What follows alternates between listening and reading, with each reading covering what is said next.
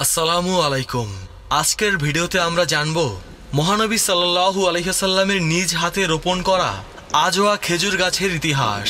আমাদের প্রাণপ্রিয় রাসূল করিম সাল্লাল্লাহু আলাইহি ওয়াসাল্লাম সর্বপ্রথম নিজ হাতে আজওয়া খেজুরের বীজ রোপণ করেছিলেন।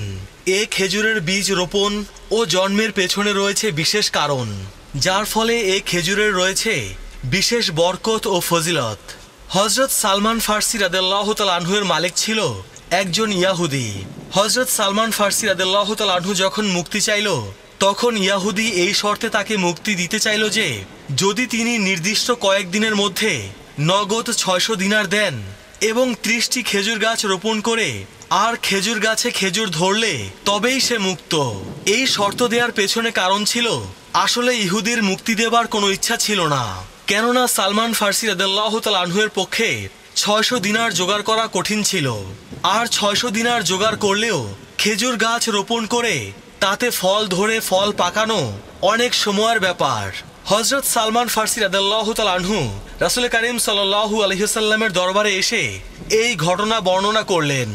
এরপর রাসূল করিম সাল্লাল্লাহু আলাইহি ওয়াসাল্লাম 600 দিনারের ব্যবস্থা করলেন। তারপর হযরত আলী রাদিয়াল্লাহু তাআলা আনহুকে সাথে নিয়ে ওই ইয়াহুদির কাছে গেলেন।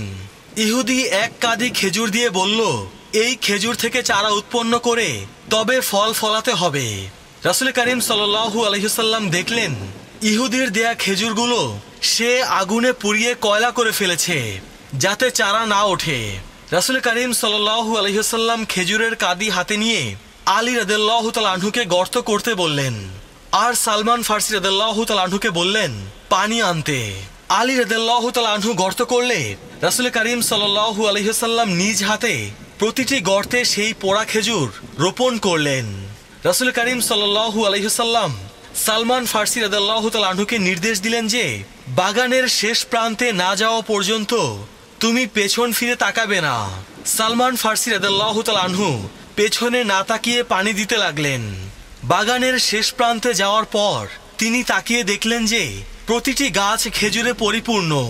আল্লাহু আকবার! আর খেজুরগুলো পেকে কালো বর্ণ হয়ে গেছে। এই খেজুর পৃথিবীর সবচেয়ে দামি খেজুর, আর স্বাদের দিক দিয়েও সবচেয়ে বেশি সুস্বাদু। আর কেনই বা দামি হবে না, যে খেজুর রাসূলের নিজ হাতে রোপণ করা। আলী রহমতুল্লাহি আলাই আমির ইবনে সাদ তার পিতা থেকে বর্ণিত, তিনি বলেন নবী করিম সাল্লাল্লাহু আলাইহি ওয়াসাল্লাম বলেছেন, যে ব্যক্তি প্রতিদিন সকালে কয়েকটি আজওয়া খুরমা খাবে ওই দিন রাত পর্যন্ত কোনো বিষ ও জাদু তার কোনো ক্ষতি করবে না। অন্যান্য বর্ণনাকারীগণ বলেছেন 7টি খুরমা। এই হাদিসটি নেওয়া হয়েছে বুখারী শরীফ থেকে।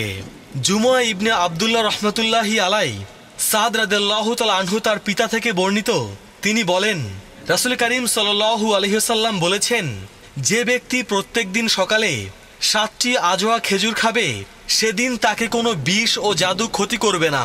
সুতরাং আজওয়া খেজুরের উপকারিতা হাদিস দ্বারা প্রমাণিত, তাই রোগের প্রতিষেধক হিসেবে আমরা এই খেজুর ব্যবহার করতে পারি। তাছাড়া অন্য এক হাদিসে হৃদরোগের জন্য এই আজওয়া খেজুর ব্যবহার করতে বলেছেন। প্রিয় মুসলমান ভাই ও বোনেরা, এবার আপনাদেরকে জানাবো আজওয়া খেজুর সম্পর্কে আরও কিছু অবাক করা তথ্য। 1. লাংস ও ক্যাভিটি ক্যান্সার থেকে এই খেজুর শরীরকে দূরে রাখে। 2. অন্তঃসত্ত্বা নারীর সন্তান জন্মের সময় আজওয়া খেজুর খেলে জরায়ুর মাংসপেশির দ্রুত সংকোচন প্রসারণ ঘটিয়ে প্রসব হতে সাহায্য করে। 3. ফুসফুসের সুরক্ষার পাশাপাশি মুখ গহ্বরের ক্যান্সার রোধ করে। 4.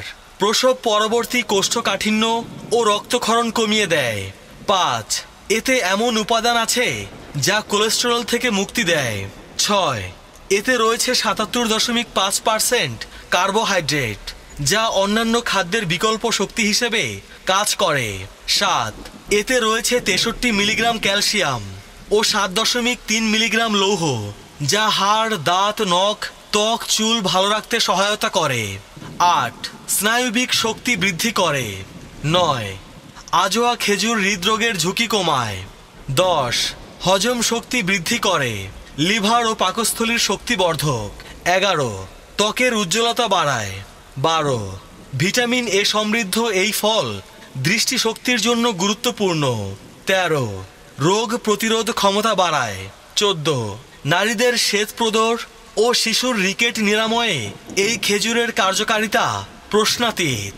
15 পেটের গ্যাস, শ্লেষ্মা, কফ দূর করে, শুষ্ক কাশি এবং অ্যাজমায় এই খেজুর খুবই উপকারী।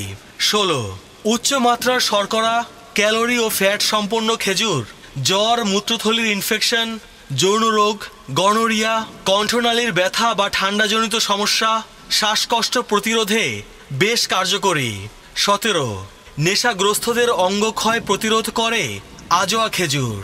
স্বাস্থ্য ভালো করতে বাড়িতে তৈরি ঘিয়ে ভাজা খেজুর ভাতের সাথে মিশিয়ে খেতে পারেন। সবচেয়ে বড় কথা হলো এই খেজুরের গাছের বীজগুলো হুজুর পাক সাল্লাল্লাহু আলাইহি ওয়াসাল্লাম নিজ হাতে বপন করেছেন। সেই হিসেবে অন্তরে মহব্বত নিয়ে বরকতের জন্য এই খেজুর খাওয়া উচিত। আর শেফার নিয়তে তো খেতেই পারেন নিঃসংকোচে। প্রিয় মুসলমান ভাই ও বোনেরা, আজকের ভিডিও এ পর্যন্তই। সবাই ভালো থাকবেন। আল্লাহ রাব্বুল আলামিন আমাদের সবাইকে হিদায়াত দান করুন। আমিন।